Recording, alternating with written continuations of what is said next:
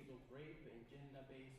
It is extraordinary that all of a sudden, from receiving 2,000 refugees a day, the numbers drop to close to zero, to have 5 or 9 a day. Something is happening there. We hear the sounds of fighting very close on the other side. Anything that can be done about it?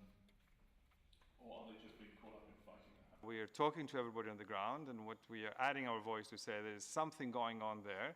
And if people are not crossing, then we want to make sure that the principle of respect of asylum is respected. Director General is taking part, as many international. The movement of refugees across the border is obviously a direct impact of the increased level of insecurity inside Syria, and in particular in areas of conflict, where we're increasingly seeing civilians, entire villages actually, leaving, departing, telling us that they found themselves with no other option than to head towards the border. Most of the refugees who've crossed, they have already been displaced at least once, twice, or 3 times.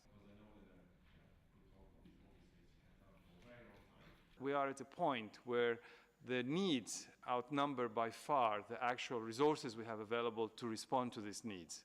So with the increased numbers, at this point we are at a point with the humanitarian organizations where we're basically almost on a daily basis, we have to do this prioritization or decision as to where to allocate the resources. And I have to tell you, it's really a heartbreaking process. A new framework from the United Development Goals that suddenly... Because the longer the crisis goes without a political solution, the bigger the consequences are in terms of humanitarian impact. The fact that we're talking today about 38%, almost 40% of the Syrian population being affected.